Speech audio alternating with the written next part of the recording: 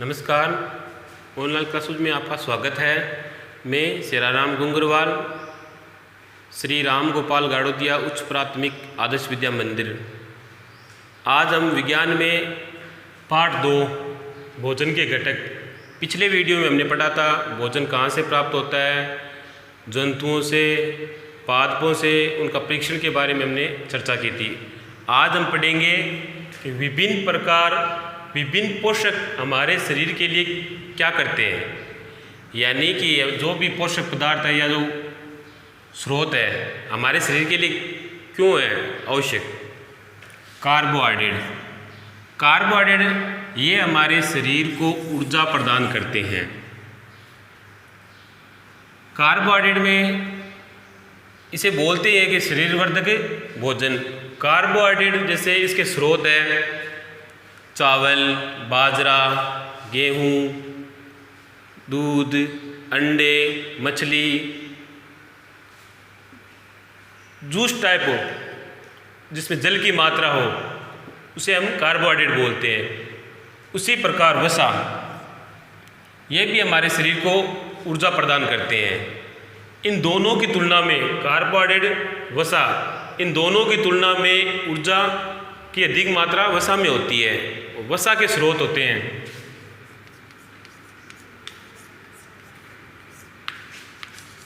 मूंगफली,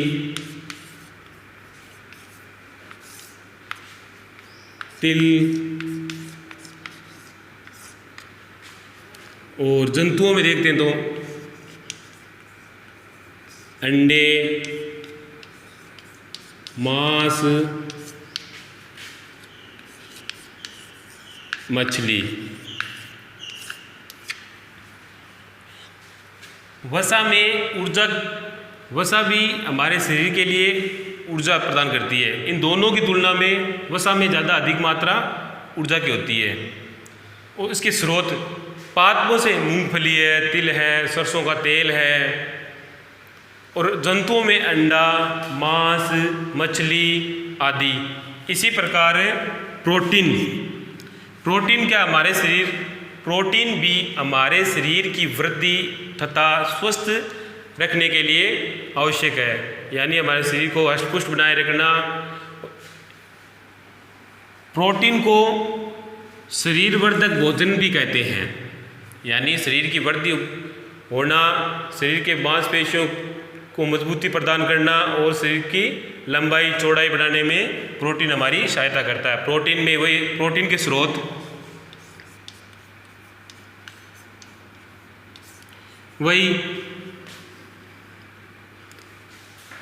के स्रोत वही जैसे दूध, अंडा, मांस, मछली और मटर, चना, सोयाबीन, ये प्रोटीन में आते हैं। मटर, चने की दाल सभी दालें आ गई, मटर हो गया। और जंतुओं में जैसे दूध है, अंडा है, मांस है, मछली आदि प्रोटीन में आते हैं। आगे है विटामिन भी हमारे शरीर में रोगों की रक्षा करने के लिए होता है।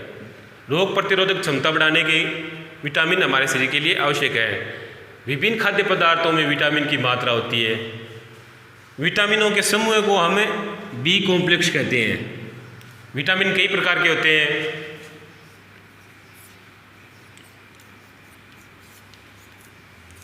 विटामिन ए है, बी है, सी है, डी है, ई है और के है। विटामिन कई प्रकार के होते हैं, ए, बी, सी,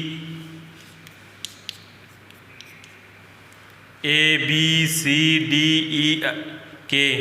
विटामिन हमारे शरीर में रोग प्रतिरोधक क्षमता को बढ़ाते हैं, साथ ही हमें रोगों से लड़ने की शक्ति प्रदान करते हैं। और विटामिन के एक समूह को हम बी कॉम्प्लेक्स कहते हैं। अब इनके विटामिन ए में जैसे पपीता है, गाजर है, आम है, दूध है आदि।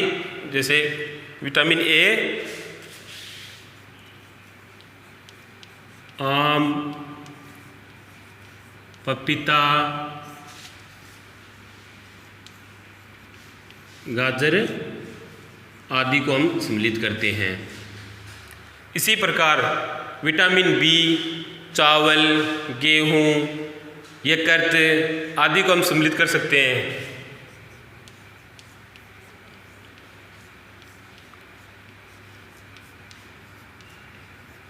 चावल आदि में विटामिन बी की मात्रा होती है।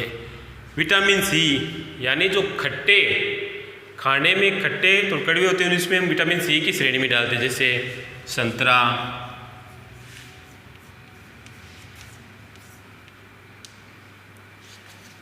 नींबू, आंवला,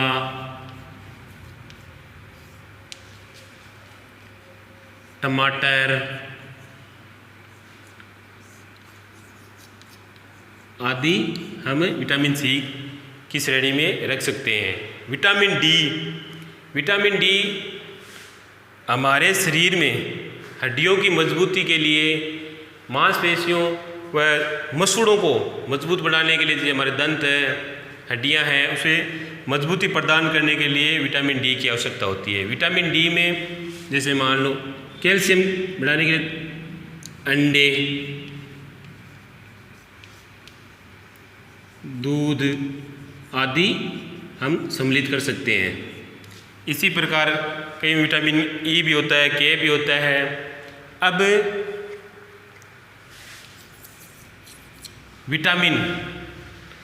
विटामिन के बाद हम पढ़ते हैं आहार, संतुलित आहार। संतुलित आहार हमारे शरीर की वृद्धि और अच्छे स्वास्थ्य को बनाए रखने के लिए हमारे आहार में वे सभी पोषक तत्व उचित मात्रा में होने चाहिए, उसे संतुलित आहार कहते हैं। यानी जो भी हमारे खाद्य पदार्थ हैं उसमें प्रोटीन है, विटामिन है, वसा है, कार्बोहाइड्रेट है, उन सभी की अल्प मात्रा में उचित और संयोजित मात्रा होनी चाहिए, उसे ही हम संतुलित आहार के रूप में परिभाषित करते हैं। अगर संतुलित आहार हम उचित मात्रा में नहीं लेते हैं तो हमारे शरीर में हमारा शरीर ये कुपोषण का शिकार हो जाएगा। या मान लो इन सभी के अलावा में अभावजन्य रोग हो जाते हैं, किसी विशेष पोषक की कमी हो जाती है। मान लो एक ही प्रकार के जैसे हम दालों का सेवन कर रहे हैं, या मान लो वसा का सेवन कर रहे हैं, रोज़ हम दूध, अंडा, मांस, मछली का सेवन करते हैं, तो व्यक्ति में चर्बी युक्त व्यक्ति मोटा हो सकता है। से किसी विशेष पोषक की कमी हो जाती है, एक की तो मात्रा उचित मात्रा में मिल रहा है हमारे शरीर को, दूसरे की कमी हो रही है, तो उसकी कमी को यानी उस कमी को हम अभावजन्य रोग के रूप में बोल सकते हैं। यदि ये कमी लंबी अवधि तक रहती है तथा एक या अधिक पोषक तत्वों का अभाव हमारे शरीर में रोग अथवा विकृतियां उत्पन्न कर सकता है।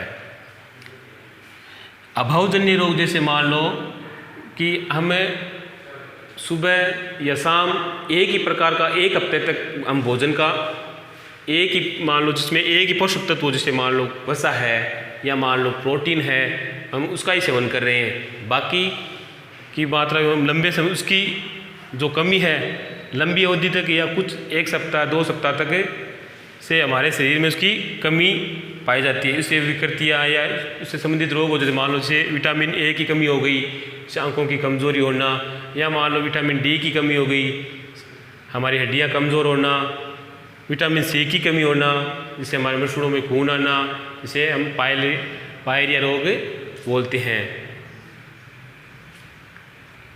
अभावजन्य रोग के कारण विटामिन और खनिज लवणों के अभाव के कारण होने वाले रोग,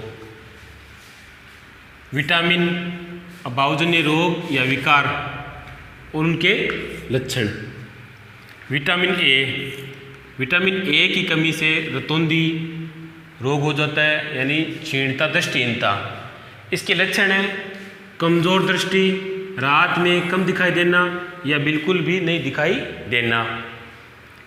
फिर है विटामिन बी की कमी से बेरी रोग हो जाता है, तो इसका लक्षण है शरीर दुर्बल, पतला, दुर्बल मांसपेशियाँ और काम करने की ऊर्जा कमी, यानी काम करने में ऊर्जा की कमी होना, दुर्बल होना, शरीर पतला होना।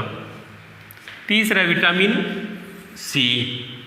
विटामिन सी की कमी से सक्रिय रोग हो जाता है, यानी दांतों, मसूड़ों में खून आना, पायरिया रोग जिसे बोलते हैं, वो उसके लक्षण हैं। फिर विटामिन डी। विटामिन डी से रिकेट्स, विटामिन डी की कमी से रिकेट्स रोग हो जाता है। इसके लक्षण है अस्थियाँ कमज़ोर होना और अस्थियों का कमज़ोर होकर मुड़ जाना, दंत क्षय, क्योंकि हड्डियाँ हमारी सफ़ेद होती है, दांत भी सफ़ेद होता है, इसलिए इसमें कैल्शियम की मात्रा। और विटामिन डी हमें सूर्य की प्रकाश की उपस्थिति में हमें विटामिन डी की मात्रा होती है, यानी सूर्य की प्रकाश में विटामिन डी की मात्रा होती है, इसलिए हमें प्रयुक्त मात्रा में लेना चाहिए। फिर कैल्शियम। कैल्शियम वही अस्थियों और दंत से, कैल्शियम की कमी से अस्थियों और दंत से, यानी दांत जल्दी गिरना, हड्डियाँ कमज़ोर होना, इसके वही लक्षण है, अस्थियों को कमज़ोर होना, दंत से दांत गिर जाना या उनका क्षय होना। अगला है आयोडीन। आयोडीन की कमी से घेंगा, जिसे हम गाइटर बोलते हैं, इसकी लक्षण है गर्दन की ग्रंथि, यानी गला सूज के लटक जाना, गर्दन की ग्रंथि फूल जाना, बच्चों में मानसिक विकलांगता यानी टेढ़ापन आदि होता है। अब लोहा, अरक्ता। लोहे की कमी से हमें अरक्ता यानी खून की कमी, जिसे क्या है शरीर में कमज़ोरी। अब लोहा इसमें क्या आता है, पालक है आदि, जिसमें लोहे के यानी आयरन बोलते हैं, जिसे हमारे शरीर में हीमोग्लोबिन की मात्रा बढ़ाते हैं। तो ये हमारा पार्ट 2 भोजन के घटक पूर्ण हो चुका है। आपको इसके प्रश्नोत्तर कॉपी में करना है।